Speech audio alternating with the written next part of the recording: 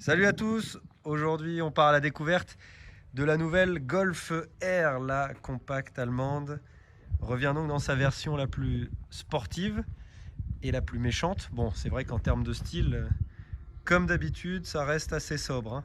On a des évolutions de design au niveau du capot avec ses rainures, mais aussi du bouclier qui est un petit peu plus méchant.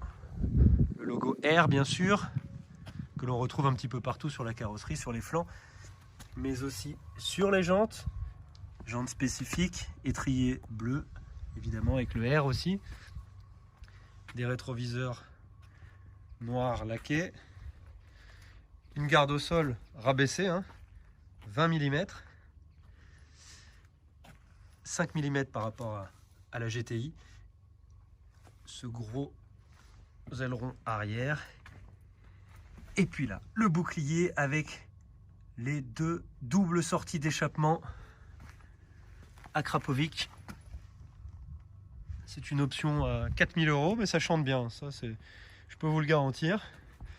Voilà, en termes de style, cette Golf R est plutôt assez sobre, Elle cache le 4 cylindres turbo qui a été poussé à 320 chevaux, 420 Nm de couple, boîte DSG7, transmission intégrale bien sûr, mais une nouveauté avec le pack Air Performance, un mode drift sur cette voiture qui permet de rajouter un torque vectoring. Vous savez, c'est ce système qui envoie du couple sur la roue arrière gauche ou roue arrière droite en fonction des conditions d'adhérence. Ça améliore le comportement dynamique, la voiture est moins sous-vireuse, mais ça laisse l'opportunité, et ça je vais vous le montrer à l'intérieur, d'offrir sur cette nouvelle Golf R un tout nouveau mode de conduite.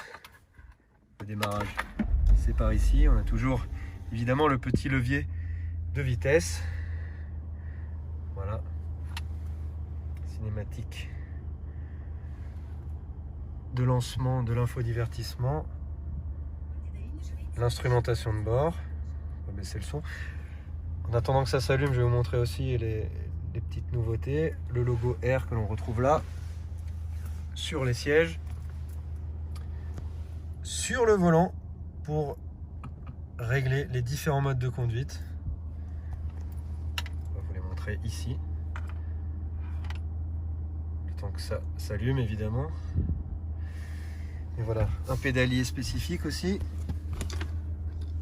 Des surpiqûres sur le volant.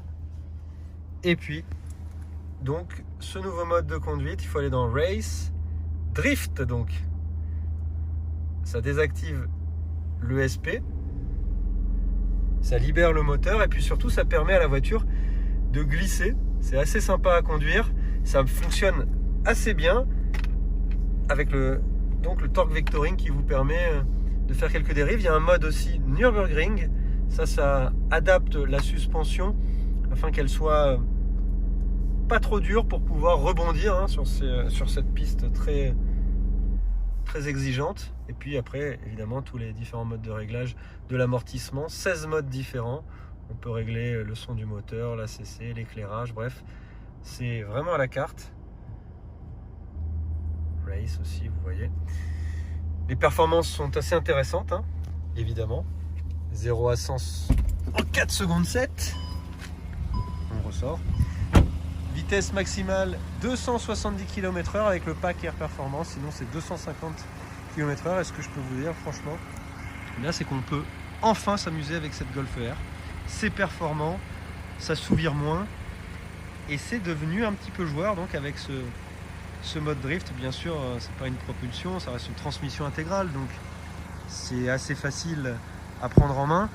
Et pour la faire glisser, il faut quand même y aller assez fort, faut être généreux sur l'accélération, avoir de l'angle dans le volant, mais ça se fait plutôt facilement et c'est sympa parce que ça laisse de nouvelles possibilités à cette voiture. Voilà, un tarif qui débute à 50 000 €, un malus de 5 000 € et sur notre modèle de présentation 10 000 € d'options. Donc ça fait une facture à 65 000 euros. C'est cher, mais c'est peut-être la plus aboutie des Golf R, donc on va dire qu'on lui pardonne.